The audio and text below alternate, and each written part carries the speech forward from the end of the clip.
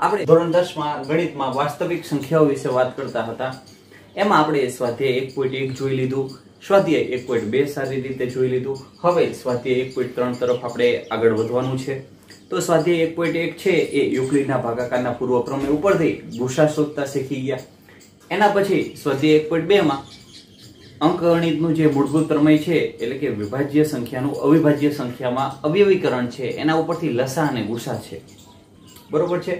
હવે સ્વાધ્યાય 1.3 એ અસમય સંખ્યા ઉપર છે. અસમયની વ્યાખ્યા કાલે લાસ્ટ લેક્ચરમાં જોઈ કે જે સમય સંખ્યા નથી એટલે કે જેને p ના છેદમાં q સ્વરૂપે લખી શકાતા નથી એ દરેક સંખ્યાને આપણે અસમય સંખ્યા કહીએ છીએ. બરોબર છે. તો સ્વાધ્યાય 1.3 છે એમાં આપણે સાબિત કરવાનું છે કે કઈ કઈ સંખ્યા અસમય સંખ્યા છે. તો ચાલુ કરીએ આપણે.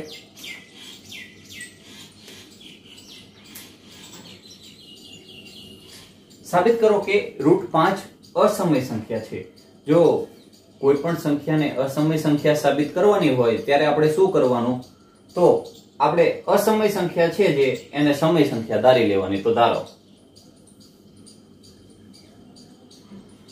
ધારો કે √5 સમય સંખ્યા છે.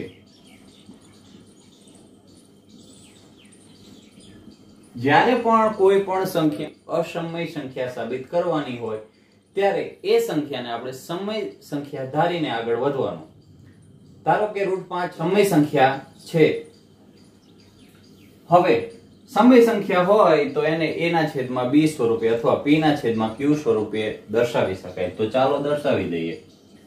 √5 બરાબર a ના છેદમાં b, જ્યાં a belongs to z અને b belongs to n. બરોબર.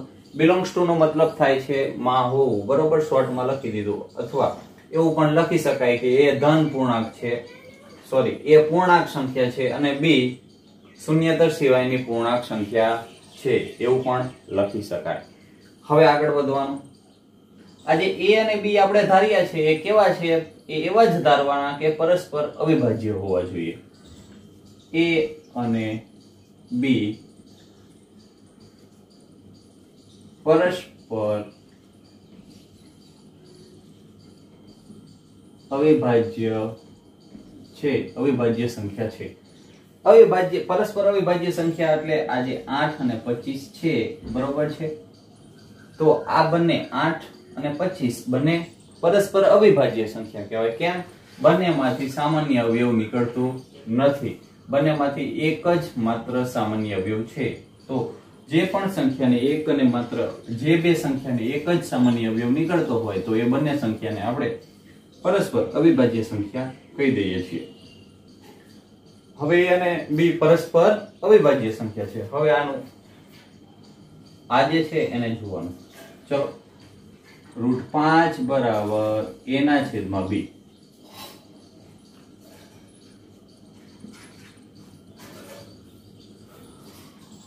અહીંયા નથી લખવું, આપણે નીચે લખી. માટે જે આ b છે ને એને b ભાગાકારમાં છે આ બાજુ બરાબરની. જો બરાબરની પેલી બાજુ લઈ જવો હોય તો ગુણાકારમાં આવી જાય. √5 ગુણ્યા b બરાબર a. હવે બંને બાજુ વર્ગ કરતા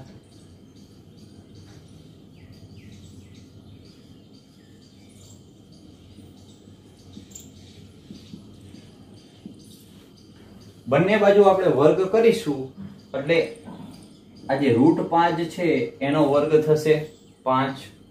કેમ કે કોઈ પણ વર્ગમૂળનો વર્ગ કરી એટલે એ પોતે સંખ્યા જ આવે. બરોબર છે. એ આગલા ધોરણમાં તમે શીખી ગયા. બરોબર. b નો વર્ગ થશે. a માટે a નો વર્ગ. બરોબર છે. અહીંયા સુધી ખબર પડી જાય. હવે આગળ આ રીતે લખી દઈએ. a વર્ગ બરાબર 5 ગુણ્યા b વર્ગ. આગળ માટે કરવાનું. a વર્ગ બરાબર 5 ગુણ્યા b વર્ગ.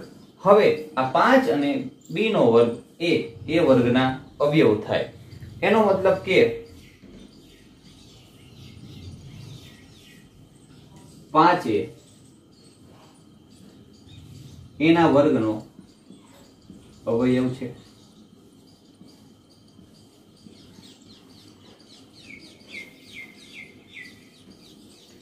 તો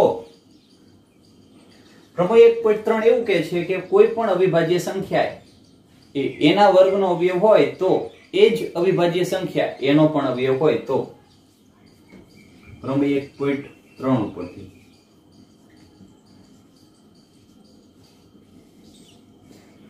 શું કરવાનું છે? તો 5 કેવી સંખ્યા છે? અવિભાજ્ય સંખ્યા।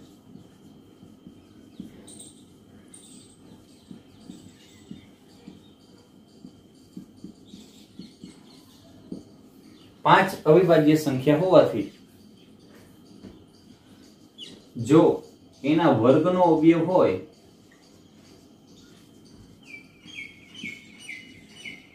तो ते एनो पण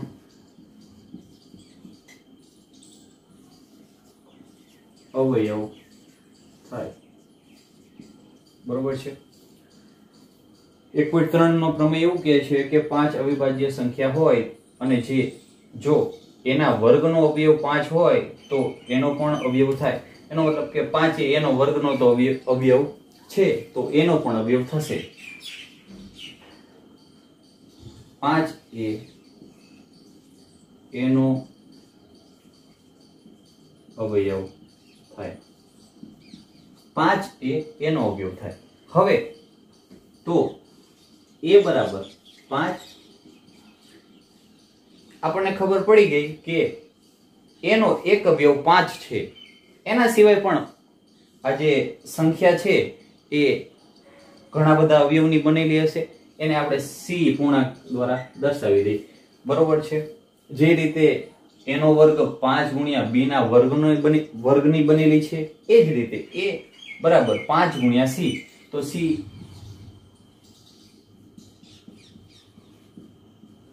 पूर्णांक संख्या है। बरोबर है। सी कोई पण पूर्णांक संख्या है। बरोबर है।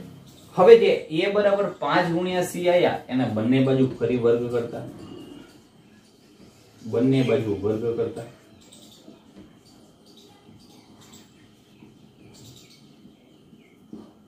बन्ने बाजू वर्ग करशो એટલે અહીંયા a નો વર્ગ થશે અહીંયા 5 નો વર્ગ થશે 25 અને c તો એનો વર્ગ c સ્ક્વેર। હવે a વર્ગ બરાબર 5 ગુણ્યા b નો વર્ગ છે તો a વર્ગ ની જગ્યાએ આપણે આ કિંમત મૂકી શકીએ।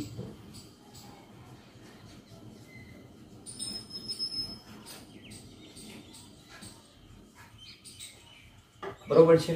હવે આ બાજુ 5 ગુણ્યા b નો વર્ગ બરાબર 25 ગુણ્યા c નો વર્ગ છે तो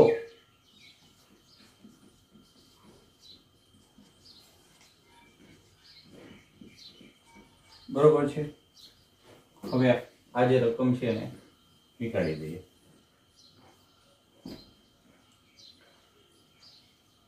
હવે આ b વર્ગ ને કરતા કરવો હોય તો આ જે 5 છે એને બરાબરની આ બાજુ લાવી તો આ ગુણાકારમાં છે 5 તો ભાગાકારમાં જશે।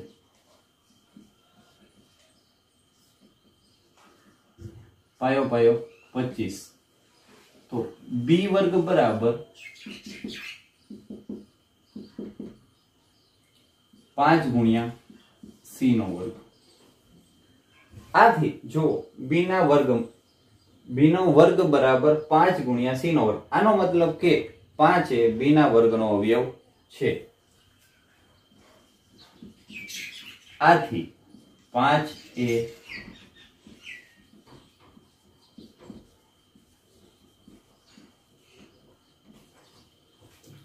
કેવો અવયવ છે? અવિભાજ્ય અવયવ છે। બરાબર। અવિભાજ્ય અવયવ પહેલાથી લખી દઈએ એટલે આવું ના લખવું પડે કે 5 અવિભાજ્ય સંખ્યા હોવાથી। તો 5 એ b ના વર્ગનો અવિભાજ્ય અવયવ છે। આથી 5 એ બી નો પણ અવિભાજ્ય અવયવ થાય. કારણ લખી દેવાનું પાછળ પ્રમેય 1.3 બરોબર છે. પ્રમેય 1.3 ઉપરથી કહી શકાય કે 5 એ b ના વર્ગનો અવિભાજ્ય અવયવ હોય તો 5 એ b નો પણ અવિભાજ્ય અવયવ થાય. હવે આગળ જુઓ, અહીંયા જુઓ 5 એ એનો અવયવ પણ છે અને 5 એ b નો અવયવ પણ છે. 5 એ એનો અવયવ પણ છે અને 5 એ b નો અવયવ પણ છે. પરંતુ અહીંયા ખાસ ધ્યાન રાખો, આપણે શું ધાર્યું હતું કે a અને b પરસ્પર અવિભાજ્ય સંખ્યા છે. જો a અને b પરસ્પર અવિભાજ્ય સંખ્યા છે એવું આપણે ધાર્યું હતું, પણ આપણે અહીંયા શું મળ્યું? 5 એ a અને b નો સામાન્ય અવયવ છે. એટલા માટે આપણે જે ધાર્યું હતું એ ખોટી વાત છે. બરોબર છે, વિરોધાભાસ દેખાડે છે. એનો મતલબ કે a અને b ને 5 સામાન્ય અવયવ છે.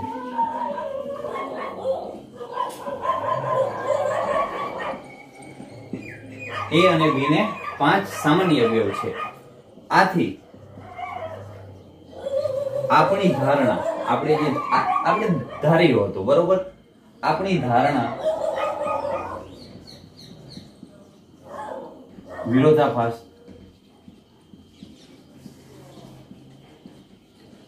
દર્શાવે છે.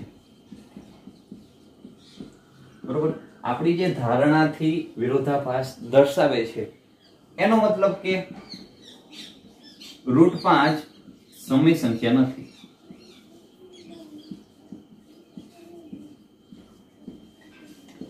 √5 સમય સંખ્યા નથી તો √5 કેવી સંખ્યા છે? અસમય સંખ્યા છે.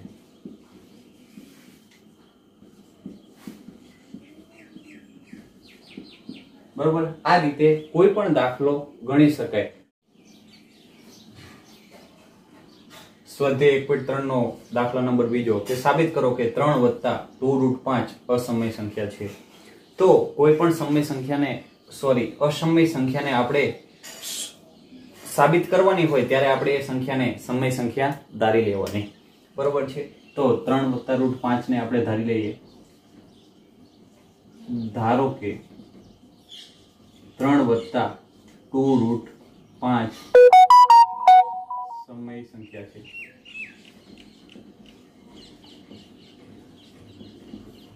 બરોબર છે, અસમય સંખ્યા સાબિત કરવાની હોય ત્યારે તે સંખ્યાને સમય સંખ્યા ધારી લેવાની.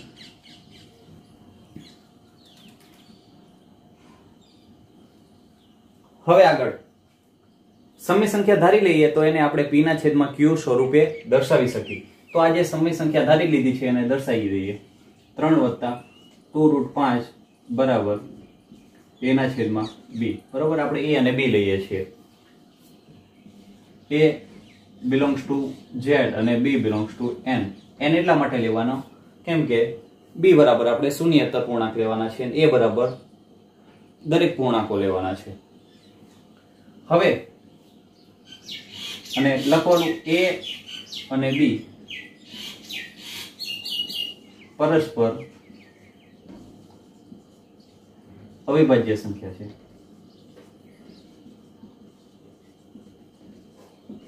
જરૂરી નથી કે અવિભાજ્ય સંખ્યા હોય. બરોબર, જુઓ 5/25 છે.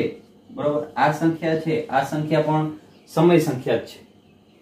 બરોબર, પણ આપણે આને સામાન્ય અવયવ વડે ભાગી 1/5 આવશે. પાયો 25 એટલે 1/5 એટલે આ જે સંખ્યા આવશે એ પાછી પરસ્પર અવિભાજ્ય આવશે. જ્યારે આપણે સામાન્ય અવયવ વડે ભાગી દેશું કોઈ પણ સંખ્યાને એટલે એનું નાનું સ્વરૂપ તો પરસ્પર અવિભાજ્ય સંખ્યા થશે જ. હવે આગળ a અને b પરસ્પર અવિભાજ્ય સંખ્યા છે તો 3 + 2√5 બરાબર a ના છેદમાં b. આ +3 છે, આ બાજુ આવે તો બરાબરની માઈનસ થઈ જાય. તો ચલો 2 5 a ના છેદમાં b -3 બરોબર છે। હવે a ના છેદમાં b છે ને 3 ના છેદમાં 1 હશે। આપણે b લસા લઈએ તો a ના a -3 b 3 સાથે ગુણાકારમાં આવશે બરોબર છે। આ બાજુ 2√5 નીચે ઉતારતા જઈએ। a બરાબર શું આવ્યું 2√5 બરાબર a - 3b છેદમાં b 2√5। હવે આ √5 છે a - 3b છેદમાં આ 2 ગુણાકારમાં છે √5 સાથે ગુણાકારમાં છે નીચે આવશે તો ભાગાકારમાં થઈ જશે 2b। હવે જુઓ a અને b કેવા છે a અને b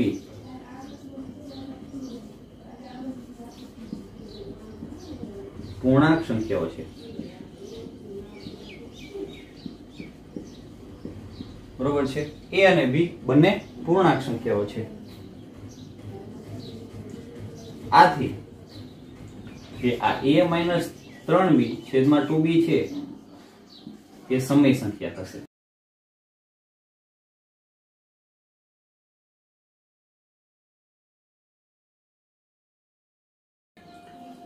a અને b પૂર્ણાંક સંખ્યાઓ છે। પૂર્ણાંક સંખ્યાઓ આ જે a છે એ ધન પૂર્ણાંક સોરી a z માંથી છે અને b એ શૂન્યતર સિવાયની પૂર્ણાંક સંખ્યા છે। તો આ જે a અને b પૂર્ણાંક સંખ્યાઓ હોય તો આ જે a માંથી 3b હવે જોઈ લો હું તમને ઉદાહરણ આપું એક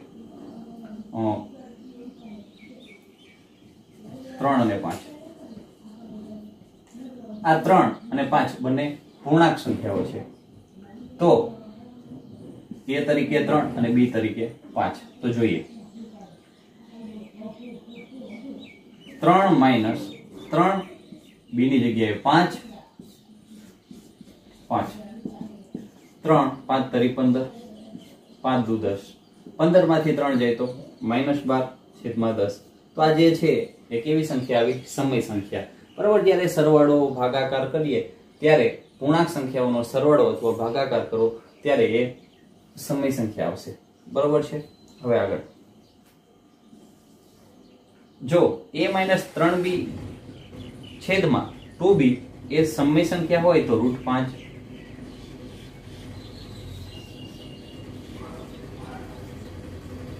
સમય સંખ્યા થાય। તો અહીંયા આપણે a અને b પૂર્ણાંક સંખ્યા છે એટલા માટે a - 3b છેદમાં 2b એ સમય સંખ્યા થશે। એનો મતલબ કે જો આ સમય સંખ્યા હોય તો બરાબરની આ બાજુ હોય તો બંને તો ઇક્વલ છે બરાબર √5 બરાબર a - 3b છેદમાં 2b છે। તો આ સમય સંખ્યા તો આ પણ સમય સંખ્યા બરાબર √5 સમય સંખ્યા થાય બરાબર। પરંતુ √5 અસમય સંખ્યા છે આગળ જ આપણે સાબિત કર્યું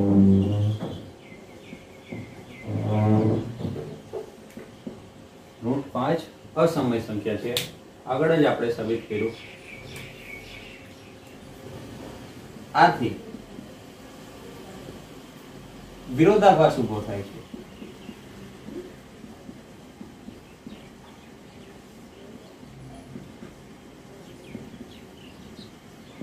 એનો મતલબ કે આપણે જે 3 + 2√5 સમય સંખ્યા ધારી હતી એ સમય સંખ્યા નથી। 3 + 2√5 માટે સમય સંખ્યા નથી।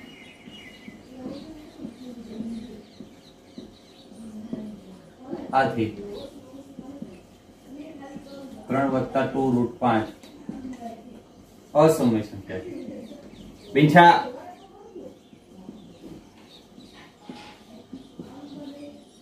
આથી 3 + 2√5 અસમય સંખ્યા છે બરોબર છે સાબિત થઈ જાય।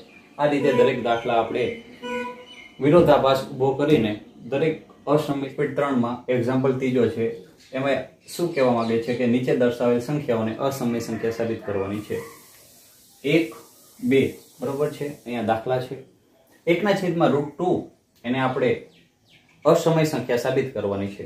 તો આપણને બધાને ખબર છે કે આપણે પહેલા જે અસમય સંખ્યા સાબિત કરવાની છે એને સમય સંખ્યા ધારી લેવાની। તો ધારો 1/√2 સમય સંખ્યા છે।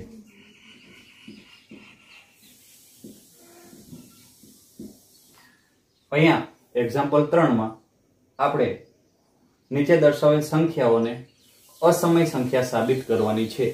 તો આ 1/√2 છે એને અસમય સંખ્યા સાબિત કરવી હોય તો આપણે એને સમય સંખ્યા ધારી લેવાની। હવે સમય સંખ્યા હોય તો એને p/q સ્વરૂપે દર્શાવી શકીએ। તો 1/√2 ને આપણે p/q એટલે કે a/b સ્વરૂપે લખતા। a/b સ્વરૂપે આપણે લખી દીધા, જ્યાં a belongs to z અને b belongs to n। હવે શું કરવાનું? તો આપણે જે આ a અને b ધારેલા છે એ બંને પરસ્પર અવિભાજ્ય છે। a અને b પરસ્પર અવિભાજ્ય સંખ્યા છે।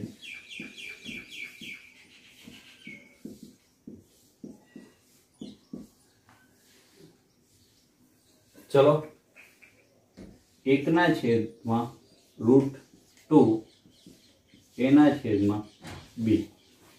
હવે b ને આપણે આ બાજુ ગુણાકારમાં લઈ જઈશું એક સાથે અને √2 ને આ બાજુ a સાથે ગુણાકારમાં, બરોબર છે।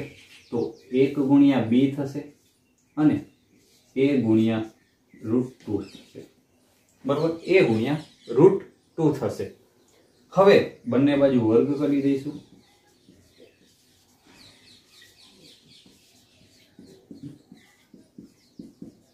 બંને બાજુ વર્ગ કરવો હોય તો 1 નો વર્ગ 1 અને b નો વર્ગ લખી દઈએ, a નો વર્ગ લખી દઈએ અને √2 નો વર્ગ થશે 2।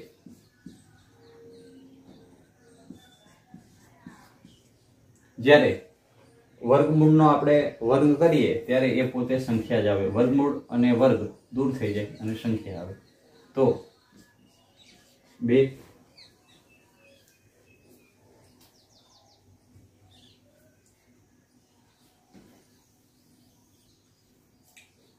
तो जुओ b वर्ग बराबर a वर्ग गुणिया 2 આવ્યા। એનો મતલબ કે 2 એ b ના વર્ગનો અવિભાજ્ય અવયવ છે।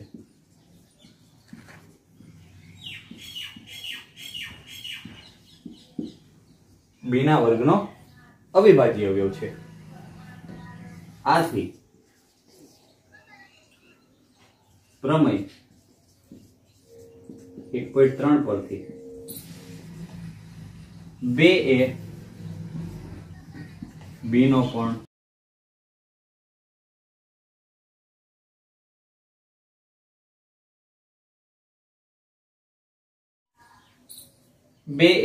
b ના વર્ગનો જો અવિભાજ્ય અવયવ હોય તો પ્રમેય 1.3 આપણને શું કહે છે? જો b ના વર્ગનો અવિભાજ્ય અવયવ 2 હોય તો 2 એ b નો પણ અવિભાજ્ય અવયવ થાય। 1.3 પ્રમેય આપણે આગળ શીખી ગયા છીએ એના ઉપરથી છે। હવે તો b બરાબર આપણે 2 એક તો એનો અવયવ છે અને કોઈ બીજી પૂર્ણાંક સંખ્યા c લઈ લઈએ, બરોબર, જ્યાં c પૂર્ણાંક છે। હવે b બરાબર 2 ગુણ્યા c આવ્યા।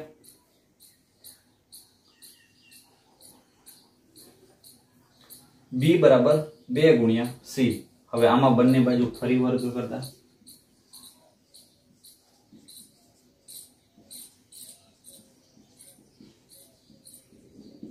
બંને બાજુ વર્ગ કરશું એટલે b નો વર્ગ થશે, 2 નો વર્ગ થશે 4 ગુણ્યા c નો વર્ગ થશે c નો વર્ગ। હવે આગળ શું આવ્યું? b વર્ગ બરાબર 4 ગુણ્યા c નો વર્ગ। b વર્ગ બરાબર 2 ગુણ્યા a નો વર્ગ છે, 4 ગુણ્યા c નો વર્ગ, બરોબર છે। તો આ જે a વર્ગ છે એના બરાબર 4 ગુણ્યા c નો વર્ગ છે, છેદમાં આપણે આ બે ગુણાકારમાં છે, છેદમાં લઈ જઈએ તો 2 દુ 4 થાય, તો a વર્ગ બરાબર 2 ગુણ્યા c નો વર્ગ આવશે, બરાબર।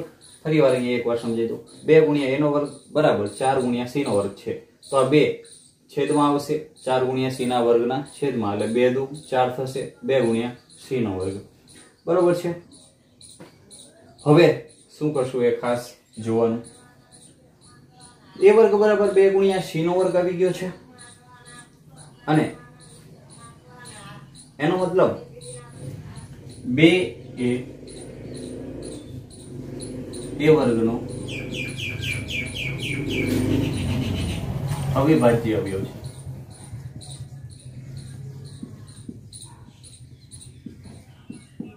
તો 2a એના વર્ગનો અવિભાજ્ય અવયવ છે। ફરીવાર પ્રમેય 1.3 પરથી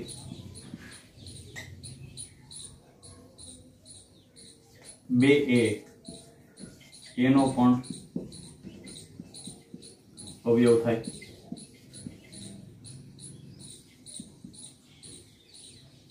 આ જે છે લાઈન એને કાઢી નાખીએ, કેમ કે આપણે હજુ એક બીજો દાખલો ગણવાનો છે। 2a એનો પણ અવયવ થાય। હવે જો આ 2 છે એ એનો પણ અવયવ છે અને આ 2 છે એ b નો પણ અવયવ છે।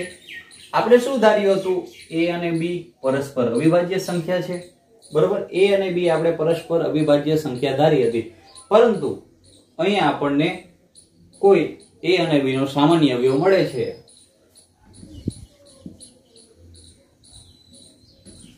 a અને b નો બે સામાન્ય અવયવ મળે છે। આથી વિરોધાભાસ ઉભો થાય છે।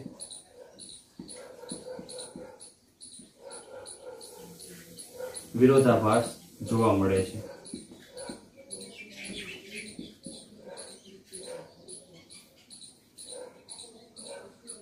a અને b પરસ્પર અવિભાજ્ય સંખ્યા નથી। અવિભાજ્ય સંખ્યા નથી। જો a અને b પરસ્પર અવિભાજ્ય સંખ્યા નથી, આથી 1/√2 એ સમય સંખ્યા નથી।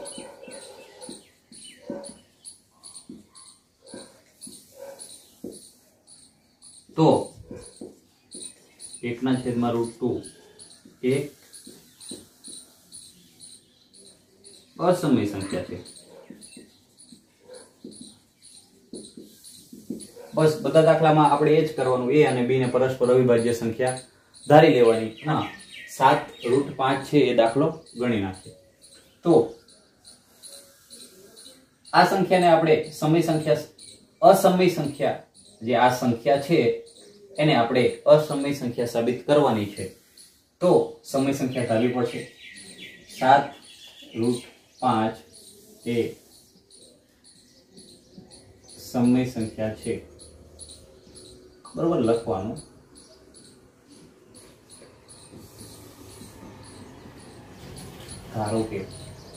ધારો કે 7√5 સમય સંખ્યા છે, તો 7√5 ને a ના છેદમાં b સ્વરૂપે લખી શકાય। a belongs to z, b belongs to n, બરોબર છે। 7√5 બરાબર a ના છેદમાં b સ્વરૂપે આપણે લખી દીધા। a અને b પરસ્પર અવિભાજ્ય સંખ્યા છે।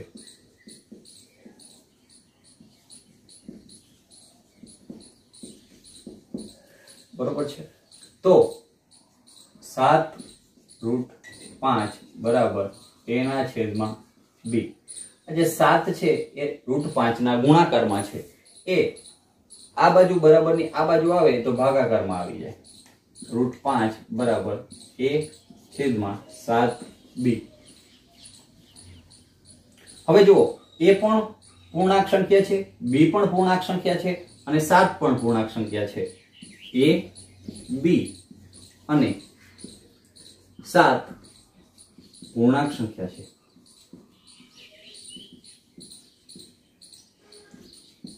હોવાથી a/7b છે. બરોબર, મેં તમને આગળના દાખલામાં કીધું હતું કે જ્યારે ત્રણેય સંખ્યા પૂર્ણાંક સંખ્યા હોય તો એનો ભાગાકાર હોય, ગુણાકાર હોય, સરવાળો હોય, એ સમય સંખ્યા થાય.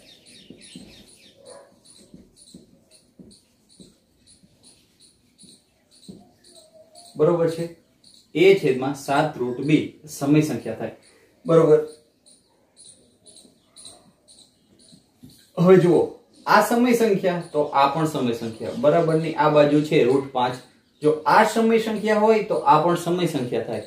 બરોબર, આથી √5 સમય સંખ્યા થાય.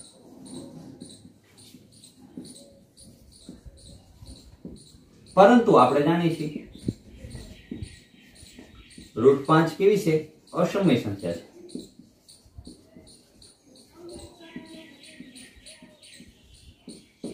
આપણે એક દાખલો આગળ ગણી ગયા છે કે √5 અસમય સંખ્યા છે. આથી શું ઊભો થાય છે? વિરોધાભાસ. એનો મતલબ કે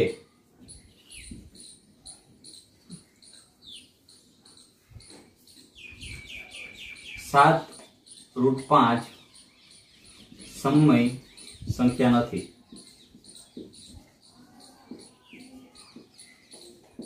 જો સમય સંખ્યા નથી તો 7√5 અસમય સંખ્યા છે. બરોબર છે. 7√5 સમય સંખ્યા નથી આવી ગયું. બરોબર, તો એનો મતલબ કે માટે 7√5 અસમય સંખ્યા છે. બરોબર છે. ફરીવાર 7√5 બરાબર એના છેદમાં b સ્વરૂપે લખી દેવાના. a અને b પરસ્પર અવિભાજ્ય સંખ્યા છે. હવે 7 છેદમાં આવશે. બરોબર, તો a/7b થશે. a, b અને 7 પૂર્ણાંક હોવાથી જે આખી સંખ્યા છે એના છેદમાં 7b એ સમય સંખ્યા થશે. √5 સમય સંખ્યા થાય. કેમ? કેમ કે આ સમય સંખ્યા તો આ પણ સમય સંખ્યા થાય. પરંતુ √5 તો આપણે આગળ સાબિત કર્યું છે કે √5 એ અસમય સંખ્યા છે. આથી વિરોધાભાસ ઉભો થાય છે. તો 7√5 સમય સંખ્યા નથી. એનો મતલબ કે 7√5 અસમય સંખ્યા છે. બરોબર છે. બે દાખલા આપણે એક્ઝામ્પલ 3 ના ગણ્યા. હવે ત્રીજો દાખલો